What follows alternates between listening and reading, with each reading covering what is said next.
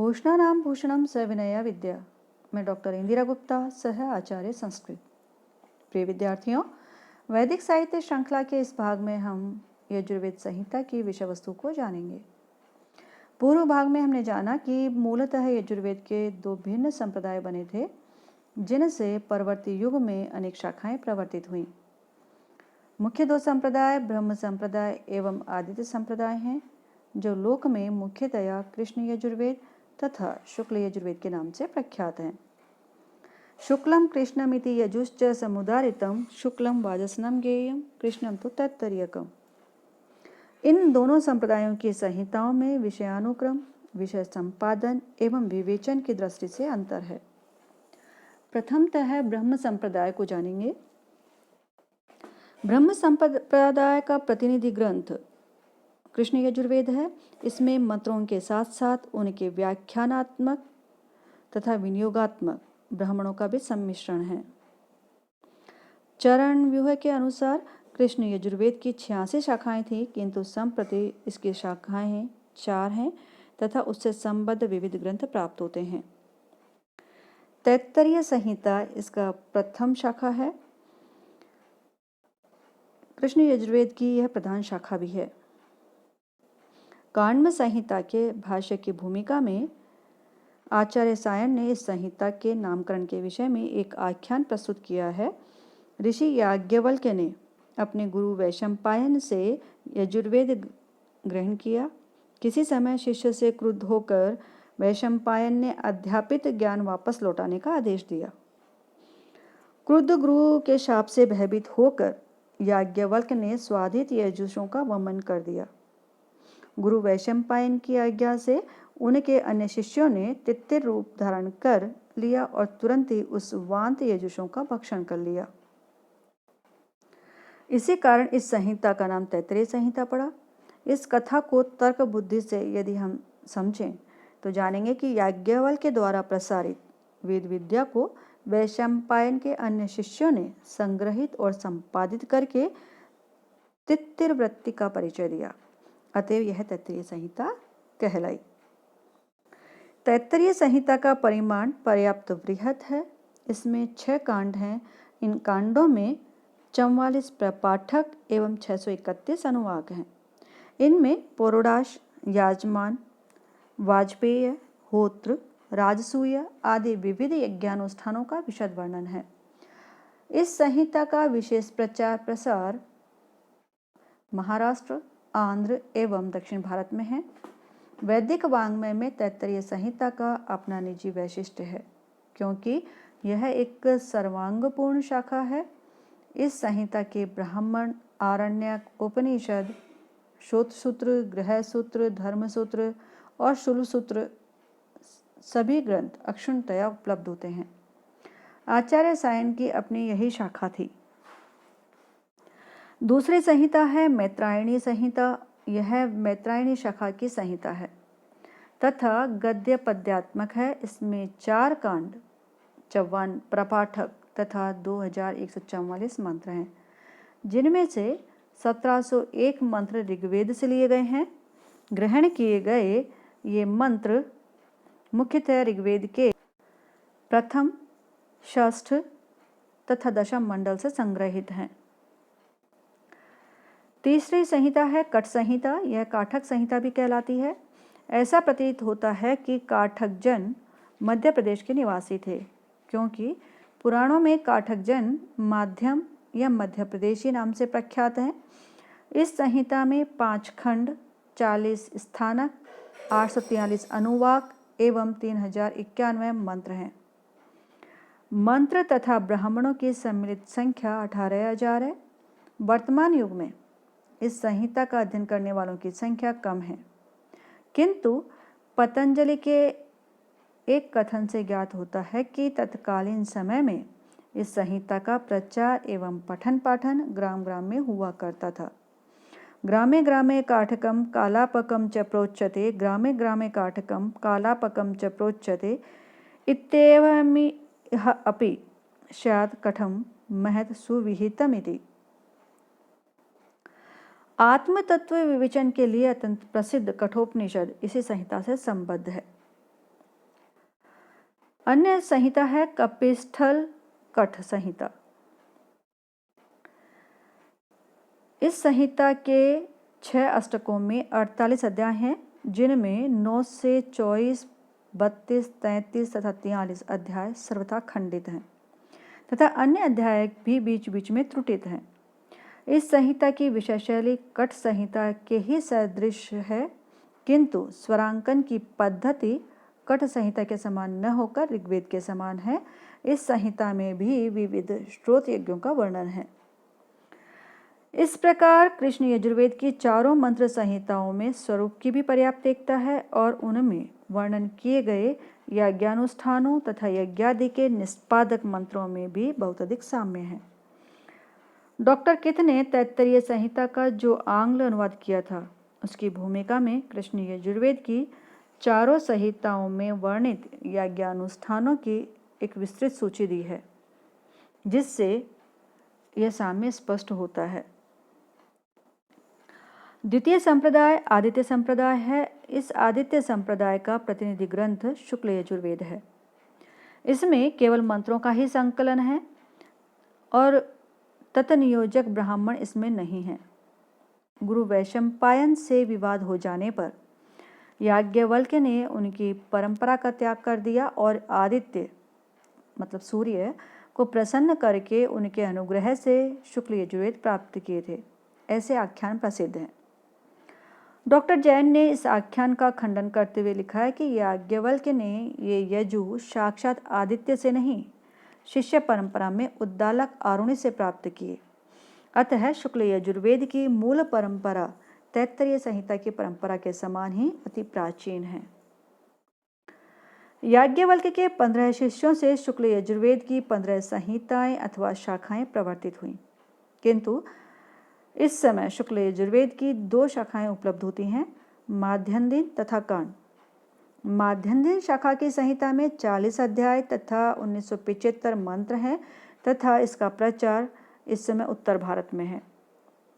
कण्व संहिता में भी 40 ही अध्याय हैं, किंतु मंत्र 2086 हैं, अर्थात हम कहें कि माध्यन्दिन शाखा की संहिता से 111 मंत्र अधिक हैं। शुक्ल यजुर्वेद की मंत्र संहिता वाजस्नेयी संहिता के नाम से प्रसिद्ध है। ऐसी अनुश्रुति है कि सूर्य ने वाजी का रूप धारण करके इस संहिता का उपदेश याज्ञवल्क्य ऋषि को दिया था। इसी कारण इसका नाम वाजस्नेयी संहिता पड़ा। इस संहिता का शतपथ ब्राह्मण, ईशोपनिषद एवं बृहदारण्यकोपनिषद भी सर्वमान्य ग्रंथ हैं। यजुर्वेद की विषय वस्तु से परिचय प्राप्त करने के लिए शुक्ल यजुर्वेद की वाजस्नेयी संहिता का अनुशीलन ही पर्याप्त है, क्योंकि यही संहिता यजुर्वेद की प्रतिनिधि ग्रंथ है। यह संपूर्ण संहिता यज्ञ संबंधी क्रियाओं एवं विधियों से परिपूर्ण है। इस संहिता में 40 अध्याय हैं, जिनमें अंतिम 15 अध्याय खिल रूप से प्रसिद्ध हैं, यह कहें कि परिशिष्ट रूप में हैं और समय क्रम से परवर्ती माने जाते हैं। विद्यार्थियों, इसमें जो 40 अध्याय हैं, पहले तथा दूसरे अध्याय में दर्श तथा पौर्णमास यज्ञों से संबद्ध मंत्र हैं। चौथे से 8वें अध्याय तक सोमयागों, उससे संबद्ध अग्निष्टोम तथा तीनों सवनों आदि के विधान के लिए मंत्र प्राप्त होते हैं। 9वें से या ये कहें कि 9वें तथा 10वें अध्याय में वाजपेय एवं राजसूय यज्ञ के विधान के विस्तृत विवरणात्मक मंत्र हैं। 11वें से 18वें अध्याय तक अग्निचयन का वर्णन बहुत विस्तृत एवं सूक्ष्म विधि विधानों से युक्त है। यज्ञीय होमाग्नि के लिए वेदी का निर्माण किस प्रकार किया जाए, उस स्थान, आकृति, स्टिकाओं की संख्या तथा आकार आदि का वर्णन बहुत मनोयोग एवं मार्मिकता से किया गया है। इसी में 16वां अध्याय रुद्राध्याय नाम से प्रसिद्ध है, जिसमें शतरुद्रीय होम का प्रसंग है तथा रुद्र के स्वरूप की विस्तृत परिकल्पना प्रस्तुत की गई है। 19वें से 21वें अध्याय तक सोत्रामणि यज्ञ का विधान वर्णित है। इस यज्ञानुष्ठान का विधान राजच्युत राजा, पशुकाम यजमान तथा सोमरस की अनुकूलता से परांगमुख व्यक्ति के लिए किया जाता था। 22वें से 25वें अध्याय तक आर्यों के महान अश्वमेध यज्ञ के विशिष्ट मंत्रों का निर्देश है। जिसे सार्वभौम प्रभुता पद के इच्छुक सम्राट संपन्न किया करते थे। 26वें से 29वें अध्याय तक पूर्वोक्त विभिन्न अनुष्ठान जो पहले कहे गए हैं अनुष्ठान, उन अनुष्ठानों का और उनसे संबद्ध नवीन मंत्र का निर्देश किया गया है। 30वें अध्याय में पुरुषमेध का वर्णन है, जिसमें 184 पदार्थों के आलंबन बलि का निर्देश है। 31वें अध्याय में पुरुष सूक्त में विराट पुरुष का स्वरूप वर्णन है। इस यजुर्वेदीय पुरुष सूक्त में ऋग्वेद के पुरुष सूक्त की अपेक्षा 6 मंत्र अधिक है तथा मंत्रों का क्रम भी परिवर्तित है।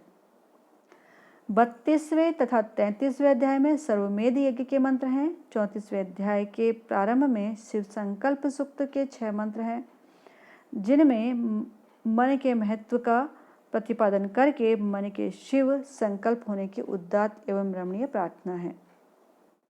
प्रत्येक मंत्र तन्मे मनः शिव संकल्पम अस्तु वाक्य से समाप्त होता है। यह लघुकार सूक्त भारतीय ऋषि की उस सूक्ष्म अंतर्भेदिनी तथा मनोवैज्ञानिक दृष्टि का भलीभांति परिचय देता है, जिसने मनस्तत्व के महत्व का संपूर्ण आंकलन कर लिया था। 35वें अध्याय में पितृमेध तथा 36वें से 38वें अध्याय में प्रवर्ग्य याग के मंत्र प्राप्त होते हैं। 39वें अध्याय में नरमेध अथवा अंत्येष्टि के मंत्रों का विधान है। अंतिम 40वें अध्याय प्रसिद्ध ईशोपनिषद अथवा ईशावास्योपनिषद है। इसका नाम प्रथम मंत्र के प्रारंभिक पदों के आधार पर पड़ा है। ईशावास्यम इदम सर्वम यत्किंचित् जगत्याम जगत् तेन त्यक्तेन भुंजितः मा हृदय कशस्वे धनम। ईशावास्योपनिषद वाजस्नेयी संहिता का ही एक अंश होने के कारण सर्वप्राचीन माना जाता है, क्योंकि अन्य कोई उपनिषद संहिता का अंश रूप नहीं है। शुक्ल यजुर्वेद के 40 अध्यायों में से प्रारंभिक 18 अध्याय अथवा 25 अध्याय मूल रचना माने जाते हैं। शेष 22 अध्यायों अथवा 15 अध्यायों को बाद में जोड़ा गया, ऐसा विद्वानों का कथन है। विद्यार्थियों, इस मान्यता के लिए अनेक प्रमाण भी दिए गए हैं, जिनमें कुछ प्रमाण इस प्रकार हैं कि प्रथम, जैसे एक प्रमाण इस प्रकार कहते हैं कि शुक्ल यजुर्वेद के प्रथम 18 अध्यायों में ही मंत्र भाग हैं। पिछले 22 अध्यायों का विषय अविकल रूप से तैत्तरीय संहिता के ब्राह्मणों तथा आरण्यकों में उपलब्ध होता है। दूसरा प्रमाण बताते हैं, वाजस्नेयी संहिता से संबद्ध ब्राह्मणों में इस संहिता के प्रारंभिक 18 अध्यायों की ही प्रतिपद व्याख्या की गई है। 19 से 35 तक के अध्यायों का कतिपय मंत्रों का ही विवरण ब्राह्मणों में मिलता है। तीसरा प्रमाण बताते हैं, कात्यायन रचित शुक्ल यजुर्वेद की अनुक्रमणी में भी 26 से 35 तक के 10 अध्यायों को खिल कहा गया है, अर्थात ये परिशिष्ट मात्र हैं। संहिता के प्रारंभिक 25 अध्यायों में जिन यज्ञों का विनियोग किया जा चुका है, उन्हीं से संबद्ध मंत्र पुनः 26 से 29 अध्याय में प्राप्त होते हैं, अतः वे बाद में जोड़े गए प्रतीत होते हैं। पांचवा प्रमाण ये बताते हैं कि 30 से 39 तक के अध्यायों में जिन सर्वमेध, पुरुषमेध, पितृयज्ञ आदि का वर्णन है, वे नितांत नवीन यज्ञ एवं प्रयोग हैं। 40वां अध्याय उपनिषद रूप है, जिसका यज्ञीय प्रयोग विधान से कोई संबंध ही नहीं है। अंतिम प्रमाण ये देते हैं कि शुक्ल यजुर्वेद का 16वां अध्याय रुद्रदेव की स्तुति से संबद्ध है।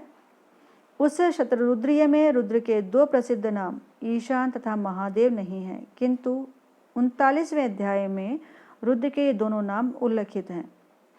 शैव धर्म के विकास में यह परवर्ती विशेषण है। इसी प्रकार 16वें अध्याय की अपेक्षा 30वें अध्याय में वर्णसंकर जातियों की संख्या बहुत अधिक है। संक्षेप में कहें तो शुक्ल यजुर्वेद में कालक्रमानुसार 4 स्तर पृथक दृष्टिगोचर होते हैं। इसका मूल भाग अध्याय 1 से 18 तक है, जिसमें आगे चलकर और अगले 7 अध्याय जोड़े गए। कारण इन दोनों अंशों का विषय सामान्य रूप से यज्ञ विधियों से संबद्ध है। प्रयोग विधि के कुछ और जटिल हो जाने पर अगले 14 अध्याय सम्मिलित किए गए, जो कुछ अनुष्ठानों अथवा बिल्कुल नवीन क्रियाकलाप से संबद्ध हैं। 30 से 39 तक के अध्याय अंतिम अध्याय तो निश्चय ही उस समय जोड़ा गया है जब यागादि विधियों के अतिरेक के फलस्वरूप जनता के मन में प्रतिक्रिया शुरू हो गई थी। इसमें यज्ञीय मंत्रों का सन्निवेश नहीं है। इसका लक्ष्य एकांत भक्ति तथा यज्ञानुष्ठान के बीच सामंजस्य स्थापित करने का रहा है। आज इतना ही। आगे के भाग में हम यजुर्वेदीय वैशिष्ट्य को जानेंगे। धन्यवाद।